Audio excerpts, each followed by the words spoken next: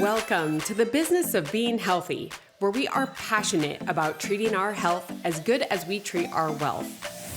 Sheley Bryan here, and I am obsessed with sharing real life experiences and wisdom to help save you time, heartache, and money as you continue to grow personally and professionally.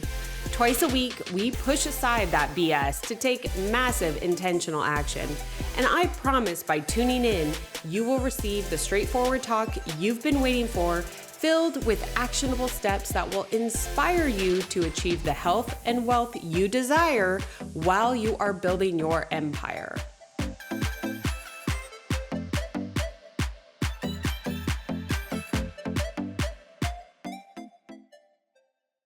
Welcome back to another episode of the Business of Being Healthy. My name's Sheley Bryan. I'm your host, and today's guests are two women that have truly inspired me, and I feel like I've barely gotten to know them, but I'm so excited to be able to share their wisdom with all of you today, because as we were just preparing to go live right now, to record, what they have been able to accomplish is ridiculous. And I feel like it's evolving so much more right now that they're in the thick of it with us right now. And the knowledge, the wisdom, the chuckles, right? You guys have so much to share. So first off, we have Coley Arnold as well as Lindsay Holt. I am so excited to have both of you guys today. You might know these two names from Junk in the Trunk, which is a huge market here in Arizona, as well as the Foundress. And both of these businesses have evolved from, I think, like ideas into full conceptual and huge teams and huge communities. So Lindsay and Coley, thank you so much for joining today. Thanks for having us. Yeah, absolutely. So today, ladies, I want to talk about all things, and because you guys have a lot of experience to share.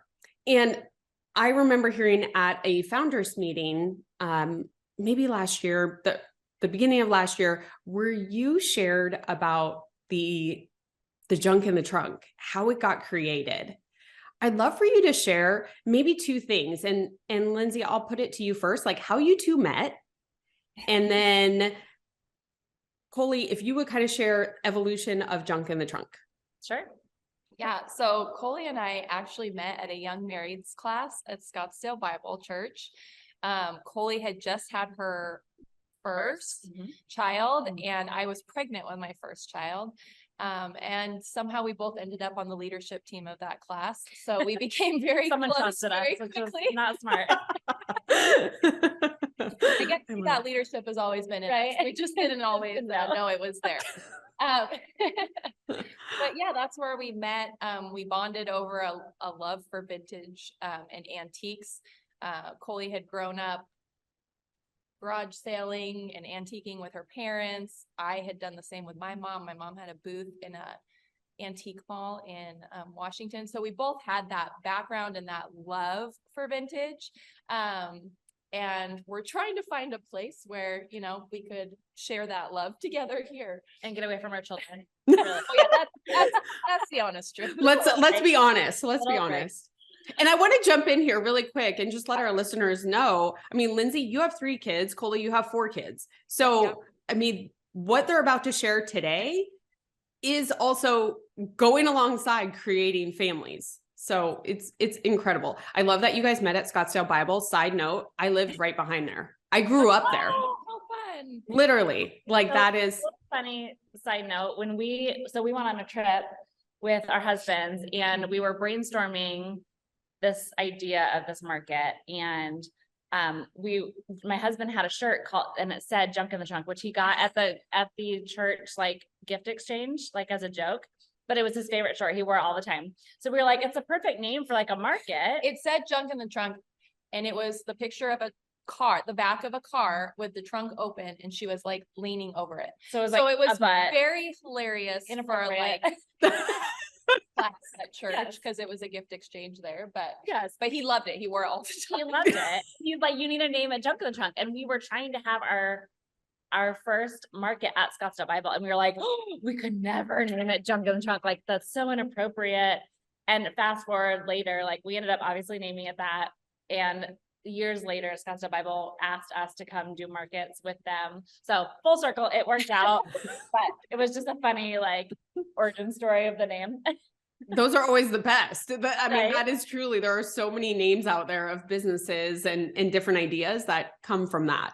But that one's pretty darn good. Right? We know how to get people's attention. Well, I think that's what he said when he was like, everyone's going to stop and want to know what junk in the trunk is because it's a little risque and yet like doesn't really tell you what it is. So Yep. we were like, okay, Perfect. Well, and it's worked, but Coley, share how kind of it evolved, because it started in your neighborhood, right? Well, actually, thankfully, it wasn't our neighborhood, thankfully. Okay. We had a friend who was a big sucker. We suckered her into it. And we were like, hey, we're just putting this really small thing together. It's like a few people. Can we use your backyard? And she is in Scottsdale, has horse property. And she's like, sure, no problem. Like, I love vintage stuff. which now is actually my neighborhood. Yes. I actually live in that neighborhood now, but did not at the time.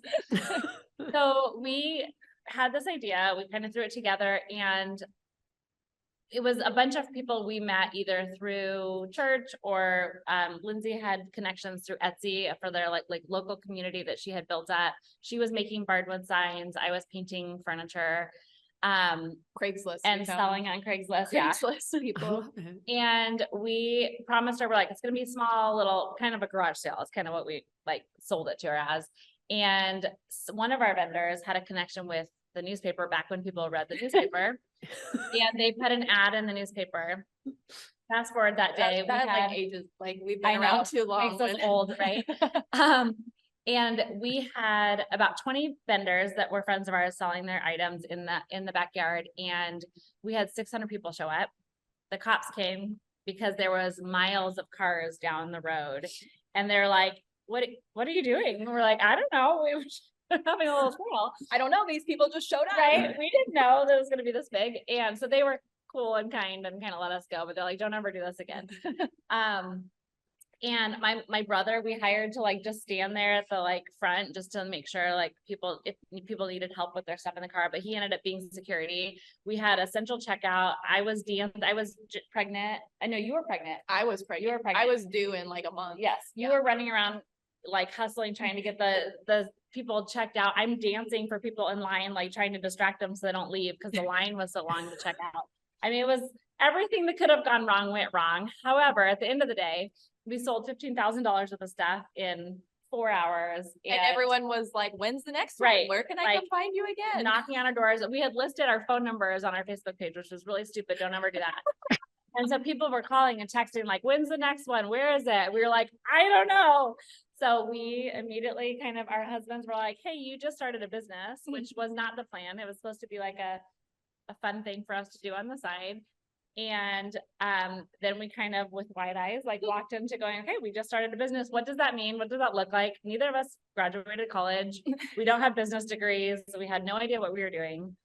We had a passion and we solved a problem. There was something missing in the marketplace. And we found that out really quickly when all the people showed up. And then it was, we felt like we chased our business, I think for the first couple years of it was growing so rapidly. And we were like, oh my gosh, trying to figure it out. So I think it took us 3 years to really feel like we were in control of our business again, and kind of figured out what we were doing. It's incredible. But what I love about this, and just hearing the story, and I know that we're going to hear some more here, is that it just went into like problem solving, like, right? Like you're like, okay, we're growing. We obviously found a need. We're filling that need. Now what? And so the fact that you were just started problem solving, I mean, that's entrepreneurship, business ownership, period. Right. So I'd love to hear a little bit more about that, but jump forward if you would. I mean, because you went 3 years and then now explain how big. I already have it on my calendar, just so you know. Like it's on my calendar in April at Westworld in Scottsdale, the 21st through the 23rd, right? You got it. I told you it's in my calendar. So tell me or share with our audience exactly how big this has gotten. Yeah, I think from the very beginning, we didn't know we were starting a business, but we didn't have like this grand vision for where we were going or what we were doing. I think even like Coley mentioned, like those first 3 years, we were like, we'll roll it out again and we'll show up and we'll find, we moved from there to the parking lot at Westworld. And we were like, okay, we'll show up in the parking lot and we'll do another market and we'll see how this one goes and hope people show up. Our husbands were sleeping in the truck at Westworld. They were like overnight security because everyone, like the first time we set up, we had 50 people set up in a parking lot. And then we were like, oh, we can't leave their stuff here. Like, like we were really problem solving as we went because we had no idea what we were doing. So my husband slept, your husband wandered around. He was stressed out. He was like, Mine oh my was God. Stressing. Yeah. Especially at Westworld in that wind tunnel down there. He was all paranoid, but about everything falling over. But absolutely. I mean, I forgot where we were. Sorry, going, I interrupted you, but No. So we started in the parking lot at Westworld. And then again, by random chance of rain that was going to destroy the market, I think 2 later, we ended up in the tent at Westworld. So then we were in the tent a couple times because that was great. That seemed way better than in the hot Arizona sun on the black asphalt. So, again, slowly adapting as the market grew. And each time we put on the event, we had more vendors and more people showed up each time to shop. And then Westworld opened the North Hall up there. And so I think we moved in there in 2014. And I want to say it was a couple later, I guess. Maybe it was 2 years after that, a year after that. 15. In 2015, we had our biggest market ever. The line was all the way from the North Hall, all the way down, like, I know Westworld, but all the way down to like the polo field. It was crazy. I mean, that's like a half mile. At least that's a half mile place. plus to get in there. This is got like shut down because there was so many cars trying to exit off it was insane. It was crazy. We call it the unicorn market because it was like we were all stressing. But I think we had 23,000 people that weekend shopping in 2 days at Westworld. And so again, after that, you have to adapt again and try to figure out, okay, well, how can we make this a better experience for everyone? We had Westworld in the city coming after us to be like, hey, that's not going to work again. You better figure out something else. mm-hmm. But I feel like how we have operated our business from the very beginning is always fly by the seat of our pants, but like also like being able to adapt in the moment. Adaptable. I think and I feel like that has benefited us greatly and why we have been successful because we've been able to adapt in the moment. Well, and I think we got a ton of complaints because it was long lines and it was hot and people couldn't get in. And so from there, we took what I think most people would have been like, okay, we're done. Like that was a nightmare. Everyone hates this, which wasn't the reality, but that's what we were hearing. And we created our Friday night shopping. So we created a space where we can kind of spread out the people, kind of create another opportunity for people to shop. It was a higher ticket price. It was a better experience because it was a smaller crowd. And it ended up being our favorite part of our market. We love Friday night. Our customers love Friday night. It gives that elevated experience. And so out of a pain point, a frustration, when you persevere and you keep going, you can adapt and you create beautiful things. And again, we created one of our favorite things in the market out of that stressful situation that I think a lot of people would have just given up or just been frustrated and been like, this doesn't work. And so I think just kind of persevering and adapting is so important. We've been in business for 12 years and we've had to do that probably every year, right? I think every market. Adapt and change. And not to mention the pandemic, obviously, when you run events and the world shuts down, that doesn't go well. So we quickly changed we did an online market for a while, which was great. We did small pop-ups in at Scottsdale Quarter, which is the #1 shopping center here in Arizona. And that was incredible. So we were able to still find ways for our shoppers to connect with our vendors. It looked very different from our business model, but I think, you look at musicians and you're like, how do these people last for 30, 40, 50 years? And it's because they can adapt. So I think as entrepreneurs, I think it's so important that if you're able to kind of keep an open mind, and I think a lot of times, at least I can speak more for myself, when you create something the way you want it to be created, and you're like, this is it, this is our baby, this is the way we want it to be, and things change. If you're not willing to give that up, and there's a little pride that goes with it, right? Because you're like, oh, well, my idea maybe didn't work, or we need to shift it, but if you can keep that open mind, that's where the longevity and perseverance comes through. I absolutely love that. And I want to just share something a little bit with our listeners, just to talk about the grand scheme of Westworld, of where it is and how big this market is. And then I want to talk to a couple of your points. Is the Barrett-Jackson car auction just finished up at Westworld in Scottsdale. These are multi-million-dollar cars. This brings a ton of people to the area.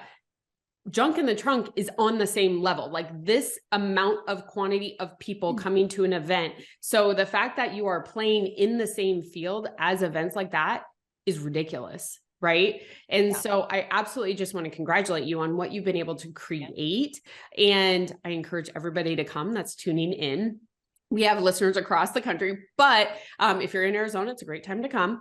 Have people fly out, make it a girls trip. Yeah, I was like, heck yeah, especially with that Friday night shopping thing. Right? But one thing I wanted to ask you about, because I think you're spot on, both of you, in sharing, like, it's sometimes hard getting that feedback, right? It's sometimes hard. And I can imagine 23,000 people, maybe predominantly women, I'm just going to say, might have something to say if it's not perfect.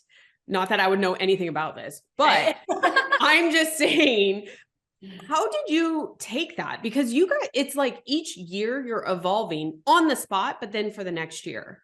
So what maybe advice would you give to someone that launches something and then gets some negative feedback? Because that can really hurt your ego. It can hurt. It's like someone's calling your baby ugly and you're like, what? Like, right? So like, how did you handle that transition? Lindsay, do you want to speak to that? Yeah, I think, well, here's the reality is you're always going to hear the negative feedback.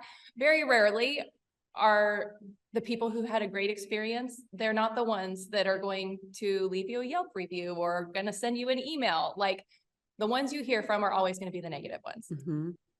With that being said, obviously after that market, we had tons of complaints. From everything from, they had to walk a mile, it was hot, it was, like anything you can possibly think of. But I think the biggest thing is just not taking it personal. Like for us, again, it's us being able to be flexible, being able to take that criticism and like, okay, I see this, I see why they were complaining. And then again, without any emotion to it, how can we then make changes to make it a better experience for them? With the markets for us, I feel like we always were like, okay, what would we want when we walked through the door? How would we want that experience to go? What do we want to feel when we walk through the door? What would, benefit us if it was also at the market? And I think that has helped us greatly in planning events. Just to be able to plan a better experience for everyone who comes through that door. Mm-hmm. But being flexible and not taking it personal are I would say the biggest. And I think that, especially with this market, the biggest complaints we got were things that weren't in our control. And so as an entrepreneur, as a business owner, I think a lot of times it's easy to be like, well, that wasn't our fault. Too bad, Mm-hmm. And so we could have easily done that because Westworld hires the parking people. They were in control of that. So most of the things that went wrong, not wrong, it was the biggest market we ever had. Most people would go, wow, that's a success. But obviously internally it created chaos. But all those things were not directly things that we caused happening, right? And so it would have been easy for us to go, well, those weren't our fault. Sorry. Too bad. Not to say that we did it perfectly, because I feel like at that time, it's a lot easier now looking back, but at that time, I feel like we took it very personal. Oh, we for sure did. But I also think that what we realized in that moment was it doesn't matter whose fault it was, right? That we are the company that everything boils down to. So when they are frustrated that the freeway is backed up, is that my fault? No. If they're frustrated with parking, is that my fault? No, I didn't hire these people. However, it's all part of the experience, right? And so we took it on ourselves to go, okay, these things aren't working. We have no control over these, but what do we have control over, and how do we make those changes? And like Lindsay said, it was emotional for us at that moment. The older we've gotten, the longer we've been in business. Like I said, it's been 12 years now. It's easier to step back and go, okay, there's no emotion in it. This is not, they don't hate us, right? They're just frustrated with the experience that they had. So how do we change that? How do we evolve? How do we fix those kinks? And I think if you look at big corporations, we've talked about this at the Foundress before, they're in a boardroom, they don't care if you don't like their soap, right? Or their cereal. They care that if you're not buying it, because that's money on the bottom line. So it's like, how do we get Sally to buy it again? Like, I'm not offended that she's not buying it, but how do we get her back? You know, and that's how they're having those conversations. And I think as small business owners, it's so hard because every sale, every experience, every like part of the business, every stage of the business is personal because it is a reflection of who you are. And so just having that mind shift, I think of, let's think more like a corporation in here, take the emotion out of it and solve some problems. It'll be easier. I mean, that alone right now is, listeners right now, that alone is worth your time. So I'm glad you tuned in, and we're just getting started, right? We have more to talk about, but I love that as far as like not taking it personal, being flexible and taking that kind of bigger approach to looking at it rather than like it's that personal side, right? Because to your point, it's not like corporation, like they're just trying to, they're not going to get hurt that Sally didn't buy the cereal. They're just like, how do we make more Sallys buy the cereal? You know? And so it's like that bigger picture look. And so if you're just starting out a business right now, or you're in that period of exponential growth, like Lindsay and Coley were, right? Where it can feel personal, make sure you take that step back. I mean, your testimony right there was just so great. And so with that, you've also opened up your first physical location. Right. So I'm sure this opened up some new cans of worms, right? To be able to do. So if you would, Coley, maybe just real quick, share the Vintage and kind of its evolution. And it is the coolest place, you guys, but go ahead. Please share, Coley. Yeah. So during our years at Junk in the Trunk, we've always gotten emails in between markets. We do 2 a year here. We used to do a few in California as well. After the pandemic, we kind of stayed closer to home. But one of the biggest questions we have is, how do I find you in between the markets? Like I want to continue this experience, connect with other vendors. How do I do that? And so we've always kind of said, like, we want a place that's ours that we can go, okay, after this market, come check this place out. It's a mini version of that big experience. And so we had been looking for about 4 years. We found a place. I actually live down the street, so it's my favorite location. That we opened up. We found a building that had been abandoned. Did a full remodel, we kept, I think, 2 walls, a ceiling and floors added on. And actually the first time we went in, we actually could only be in the room for like 5 minutes because there was mold like hanging from the ceiling. It was so bad. It had been abandoned for like 15 years. So we were walking through like this, you know, with our mouths covered, but we immediately saw the vision. Like most people, I think, would have been like, you guys, well, people did say, you guys are crazy. I think our were like that's the building you want to buy. That's it. Like, what are you thinking? Which I don't blame them for. It was really nasty. But we saw the vision immediately. We knew that this could be something special. And one of the themes that we're kind of run through, we have 3 very different businesses. We have a vintage market, we have a brick and mortar shop, restaurant, event space, and we have a female entrepreneur networking group. So I think most people from the outside would be like, what the hell? You are all over the place, people. But one of the things that keeps kind of that steady connection between all of them is community, and we love building community. And so this is a place, the Vintage Arcadia. We're actually here in our event space right now, but this is a place where the neighborhood can come, the community can come. We selfishly created it for ourselves. We wanted something that we could go. Thread is us and finding community wherever we were at. Yeah, and like as busy moms, like we were like, I want a place where I could go in my neighborhood, grab coffee, grab a bite to eat, get a gift for someone that I love, connect with someone across the table with someone, throw an event. We threw events all the time with Junk and Trunk, and we'd have to sit at restaurants, and we'd be like, oh, there's just a few of us. And there'd be like 50 people coming. And they're like, ladies, we're like, sorry, but we couldn't afford when we started our business to like rent out a space. So we knew we wanted an affordable space where people could gather. So unfortunately we opened February of 2020. So Perfect timing. Perfect timing. Great timing. Can I tell you, Lindsay's husband is also partners with us in this, and he had a spreadsheet of every single possible scenario that could go wrong, and a global pandemic was not on it. So we had brainstormed like, he's fired. What if this happens? Right? We're like, you didn't think about that? Come on. Now, however, that's in all the that plans. is in all the so, yeah, we are set. But we opened the space for community and gathering 6 weeks before the world shut down. And so it was very unfortunate timing. We had this amazing launch. We had so much support, and then everything shut down. Thankfully, again, we persevered. We threw stuff online. We had pickup times. It was probably the hardest between building this place and then opening, and the pandemic was probably the hardest time in our lives. Just stress, knowing that we now have this physical, physical place that we now are responsible for every month, which is not cheap. It was terrifying, but our community really supported us, backed us. We pivoted again, threw some stuff online, did classes, did calls, did everything we could think of. And thankfully now we're thriving and back here, but yeah, it's been a journey. Nothing is easy. I will say that. But nothing is easy. However, I'll ask this question to you, Lindsay. Do you think you could have come back this fast with the Vintage without the experience that you already navigated from Junk in the Trunk?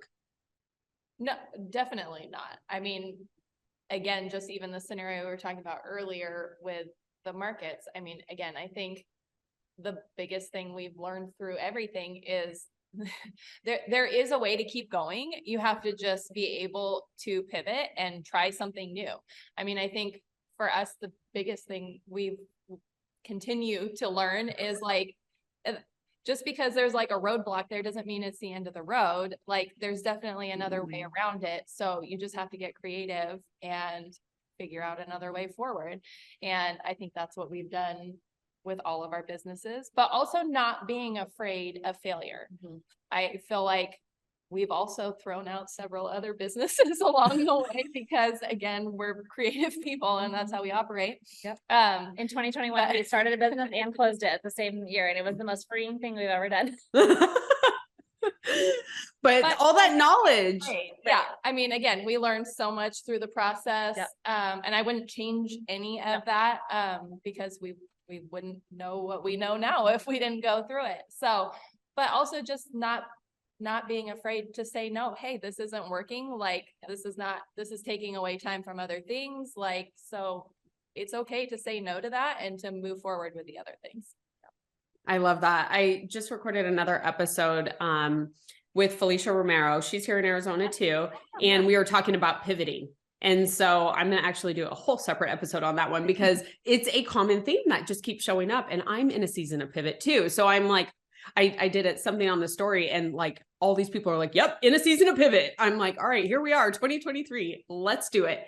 But what we can all lean on is that previous experience to help us navigate that pivot in such a more successful way with courage, right? Because maybe we failed and we survived it and like we're able to move on, but we also have all that wisdom and knowledge and community. And that's where I really want to go next is with both of you guys is the Foundress. And that is originally how I found both of you. It is a community that I am so honored to be a part of and love the women in it. And I'm going to say this before I want you guys to say, I was talking about learning. I was one of those women that was like, I'm scared of other women. I don't want to be by them. I feel like I have to be fake and I feel like they're fake and it's not genuine. And this is the Foundress. What you guys have created is such a safe place for growth. And so many other women are in just seasons of growth, whether it's in the beginning or they have like multi-year, very successful businesses, like both of you guys, the leaders, like it's just so great. So if you would, Coley, maybe start us off with the Foundress, how it evolved and came about.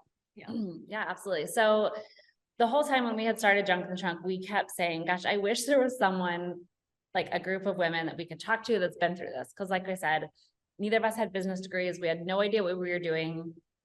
I think most entrepreneurs can relate. It's like, no matter how prepared you think you are, when you are going into your business, you become the accountant, you become the marketer, you become the ditch digger, like you become every single part of that business. And none of us are trained for all of that, right? So it doesn't matter what training you actually have, which we had none, except for the hard knocks of life, I think. And being moms, right? I'm going to say that. Like, okay. We're moms. Yes. We could adapt easily, and we were hard workers. Yes. Yep. There you go. You could just push through. But we kept saying, gosh, I really wish that there was this community. And back then, I know it's hard to believe because I think so many have come out of like the pandemic years, which is great. I love seeing all these communities pop up. But back then when we were starting, there was nothing. There was no support for women. We went to all sorts of business networking. It was predominantly men, which we love men. There's nothing wrong with men. They just didn't understand us. They were bankers, they were real estate agents, they were accountants. And we walked in the room and they're like, what the hell, who are you and what do you do? I don't understand.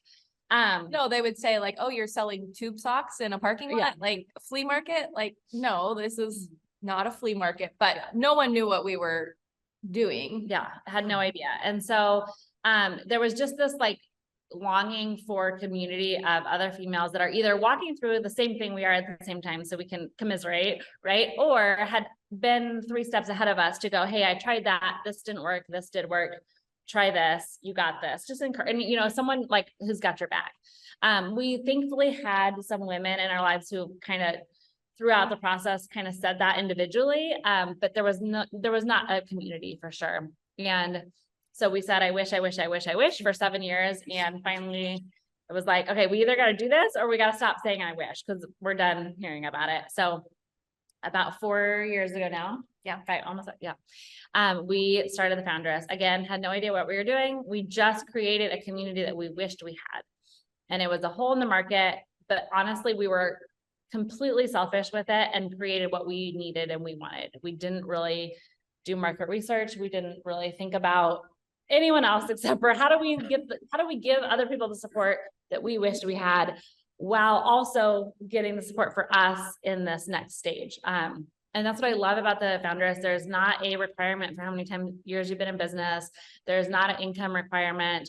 It is a group of women who you're sitting next to someone, which I love. This is my favorite part, is being in business for 12 years. Sometimes you get a little burned out. You get tired.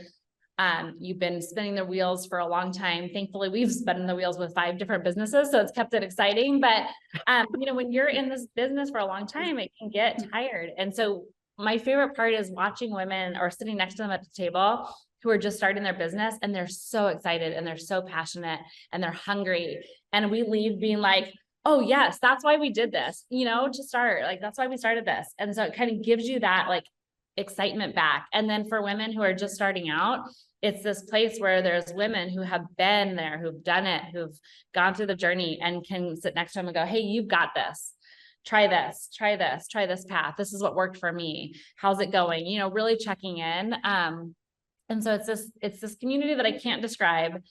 Even the things that we thought we wanted, it's 10 times better. It's more than a community, it's a feeling. You walk in this room and you can attest to this. It's women who want to be there. They're excited about it. We had one of our mentors sent us a video the other day, and it we were both like bawling because it was like, this is what we wanted. She said, I was in this meeting with these other women. They were all talking bad about other women. They were gossiping.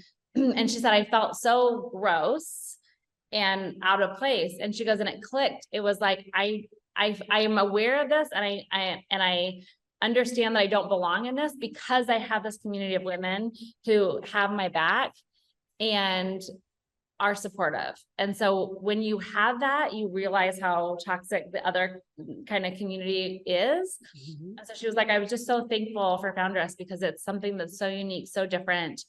Every single woman in there wants you to succeed and are willing to help you succeed. And that, I think, is the magic sauce of Foundress, if you can say that. But it is And such what a we unique, always hoped it. yes, yes, Yeah. absolutely. Yeah, no, I love that. And like Coley said, I can absolutely attest to what you've created. And I know we always like talk about like if you're just starting a business and having all these people, but there are a lot of very successful business owners that are part of the Foundress, right? Because sometimes if you think like all new all together, like you're kind of back when you guys started Junk in the Trunk, like you're just Right. like throwing stuff at the wall, being like, please survive. Like, oh, I'm not trying not to take this personal, but I am. But there's those ones that have like already been there, leaps and years ahead, that can give you that sense of calmness. And that is just so, so valuable in creating that community. And it's in person monthly. So I can't talk about that enough. But Lindsay, if you would share a little bit, because it's even evolving, right? It's what, on its 4th or 5th year, you said, but we have the masterminds now. And then what you just launched, Foundress University. Share kind of a little bit of that evolution of Foundress, if you would, Lindsay. Yeah, I think, again, I feel like with Foundress right now, we're actually just kind of hitting our stride. I mean, just how Coley was talking about with Junk in the Trunk, I felt like it took us like 3 years to finally feel like we were like had a vision for where we were going. We were actually working towards something. And I feel like that's kind of where we're just getting with Foundress. And so it's all new and very fun to us as well, because we have big plans for Foundress. And yeah, I mean, I think, again, coming back to the pivoting, but also like, again, being open to what the members are needing in that group and being able to listen to the feedback that they're giving. If I could give any advice, that would be my biggest advice is, again, take the emotion out of it, take the feedback that they're, giving you, and then being able to apply those things to your business. So I think for the first couple years, people wanted more. They loved that community. I mean, they wanted more time. They wanted to be able to go deeper with people. They felt like they learned more when they were together and able to spend more time actually digging into their businesses. So that's why we started the masterminds. I think a year ago, we added the masterminds as a benefit for members, which are one of our favorite days of the month, and have been great. It's, I think it's 2 on like 15 with our mentors and then members in the group, which is really fun because you get to know everyone on a deeper level. You get to feel like you're a part of their business, and then also just like share and grow together in that accountability you have with each other. And then, as you mentioned, we just launched Foundress University, which is another avenue for members to gather together. But really our hope with the Foundress University is just to be able to go deeper into topics. Our big meetings every month are great and fun and super inspiring, but we also don't have the time to really like dig really deep into topics and to really like take away all that information that I feel like as business owners we need. We always needed. So again, we wanted to create, we know other people were also needing that. Although again, during the pandemic, we actually launched Foundress University and did 1 class before the pandemic. February 2020. I didn't realize that. Okay. We did 1 class and then the pandemic. Actually, I think that was March. It was the first week of March. Yeah, it was like right. Are we allowed to get together? Yeah. I don't know. No one's saying anything. So we had like 15 girls. Every other like state was starting to shut down except for Phoenix. So we were like, I think we're okay. I don't know. And the next day they like shut the world down. Yeah. So, yeah. So we launched and then, the timing wasn't right. And we, obviously everything took a break for a while with the pandemic, but now is the right time. So we relaunched that last week and have some really exciting speakers all planned out for this next year. And then hopefully next year, the plan is to have 2 classes a month. So just again, a wide variety of topics, but just the ability to be able to really get nitty and gritty and take away the, I don't know, the important things I feel like that you need as business owners besides the like inspirational, which is also important. But sometimes you need a place to be able to go and just like learn how to do your taxes or learn how to better brand your business. And so we created it. And even, I know it seems like it's, there's a couple words that are getting used a lot, right? Like value, empowered, and they kind of lose their value. And I feel like community is like teetering there, because I feel like some people say they're creating community, but are they really? And so what I can say is, based upon what you guys are doing and the live events and the knowledge and problem solving that you're sharing, because that's what you needed, right? Sometimes some of the coolest things that we can create in business and for other people are because we had the problem and we were able to get through it. And we know other people do have that. So the Foundress University, the masterminds, the monthly meetings, you always hear this, you are who you surround yourself with. And if you can find those few core people that will help support you as you are going to support them, I mean, that could be the difference between success and failure as well. Yeah. Yeah. Well, I think, I was just going to add, I know when we first started Foundress, I feel like we went to different networking groups. We went to conferences where, you know, we would go to a conference and we were on this like high, we learned so much information. We were in great community. And then we would go home and there was that like, low, you're like, okay, now what? Now I'm at home by myself. And I will say we always had each other, which was super helpful, but also like we needed that community that we felt in that moment at the conference consistently every month. And so, I mean, that is truly why we started the Foundress, because we felt that need for that consistency. And that's where the Foundress came from. But consistency is so important in so many areas, right? Whether it's with your health, your business, your family, your mindset, your growth, like consistency is absolutely the key.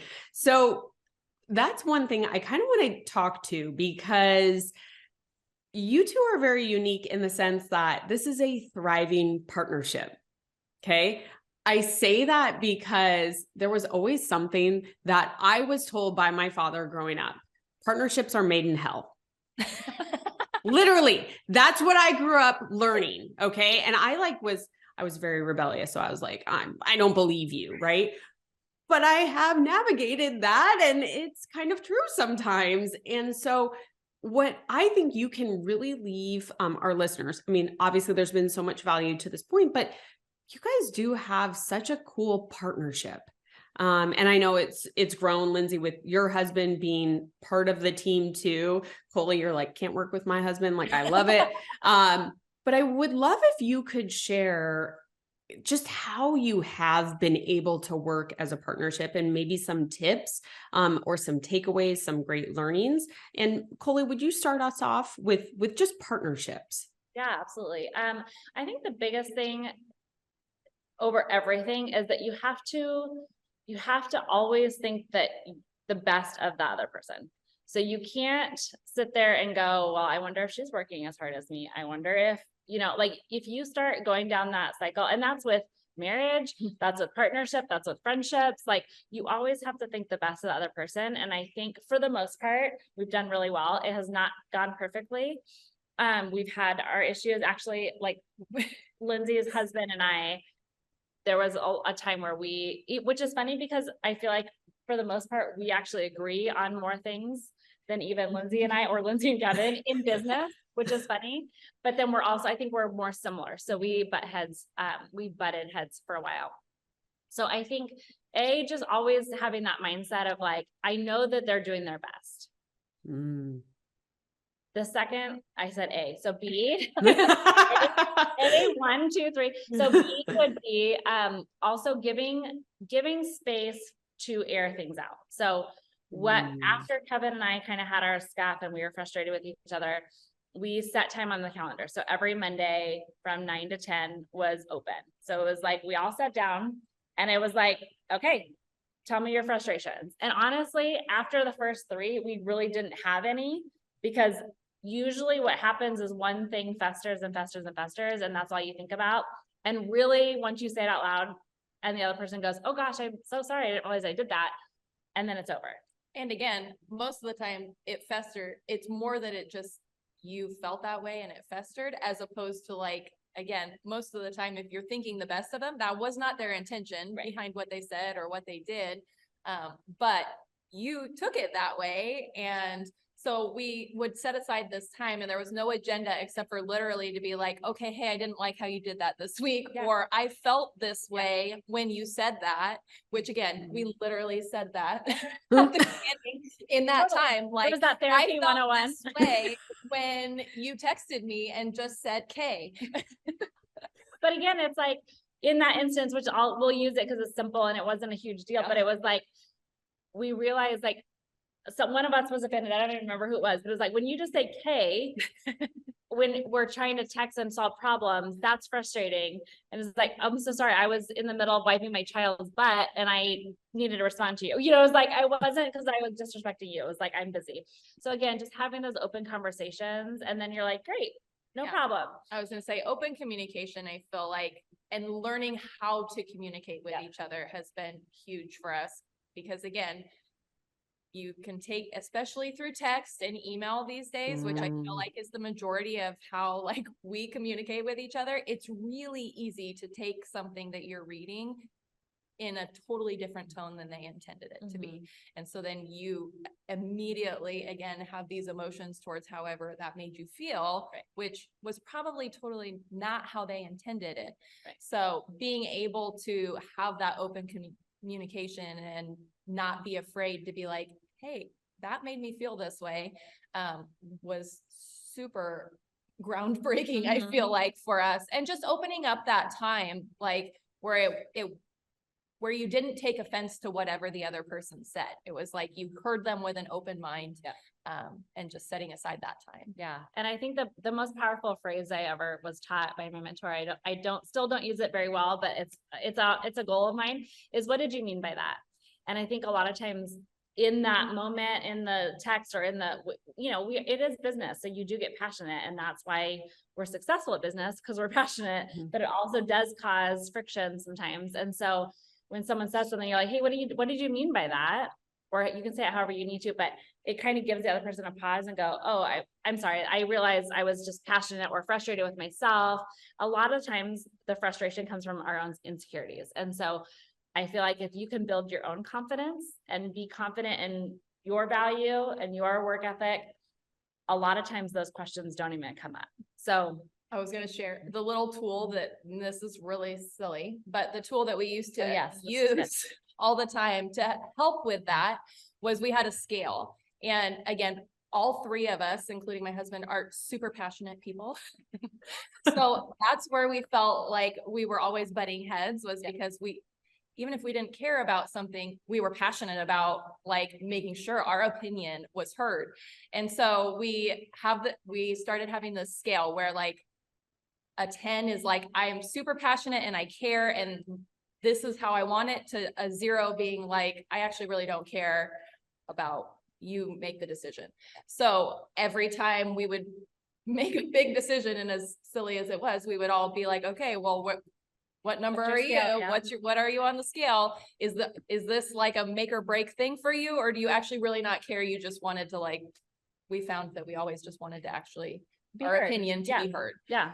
And it did help, because if someone's a 10 and someone's a 2, you're like, okay, if you're a 10, like you make this decision because you care way more. It really did. Yeah. And it really did almost get us to like take turns on things of like, okay, this is something you're really passionate about and you really care about.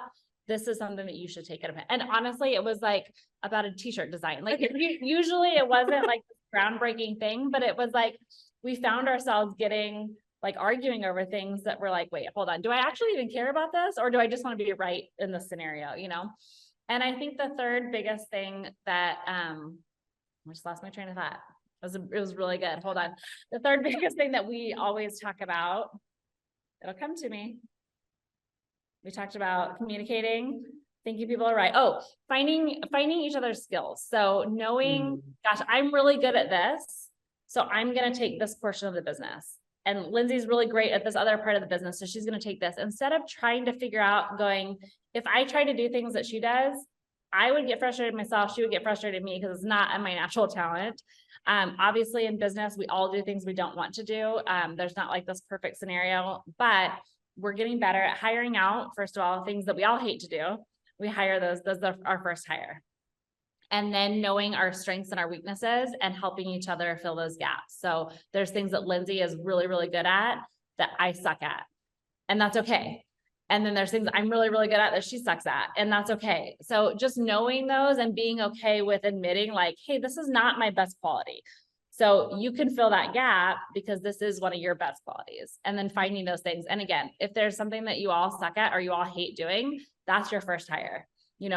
Figuring out how to get those things off your plate, that sets you up for success too. So I think that those are the three things I would say: communication, thinking the other person is doing their best at all times, and then finding your strengths and weaknesses and working together on those.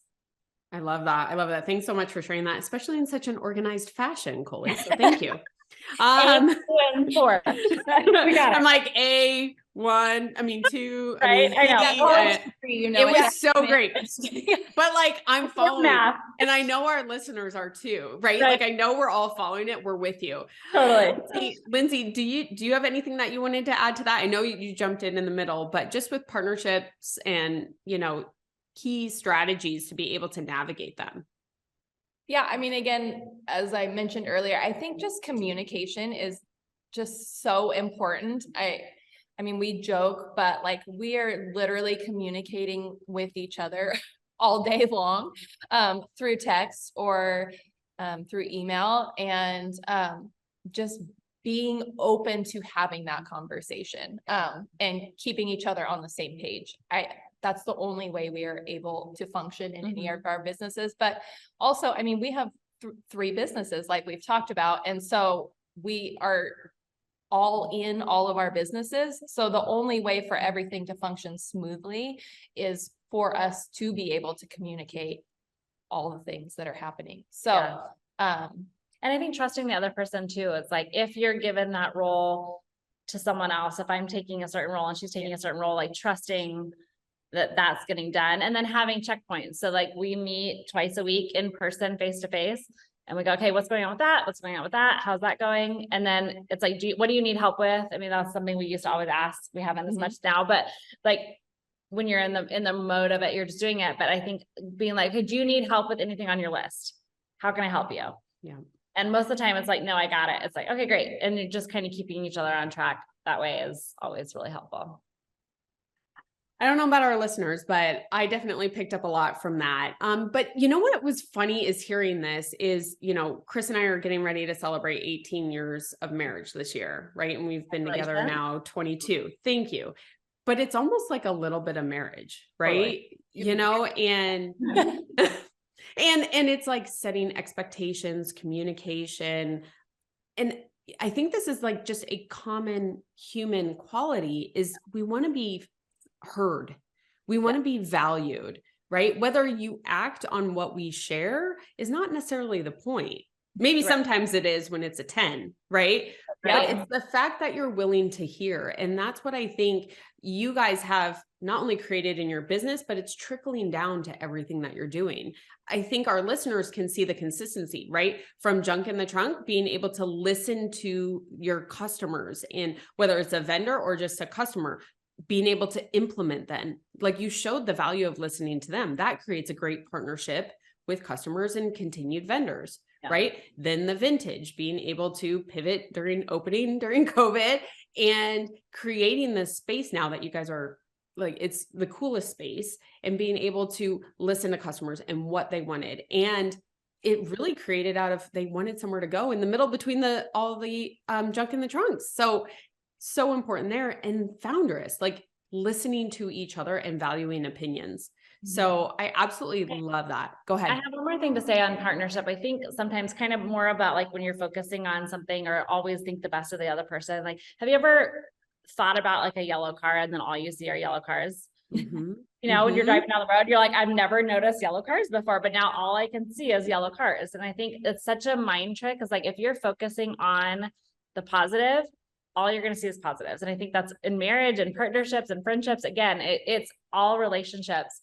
If you're focusing on the negative, all you're going to see is the negative. And that's with ourselves too. I think so many times we can be so kind to others, and then we get in by ourselves and we're locking the door and we're working on whatever we need to work on. And you're like, I suck. I'm not good at this. Whatever those lies are that go in your head, you're focusing on your negative qualities, your partner's negative qualities.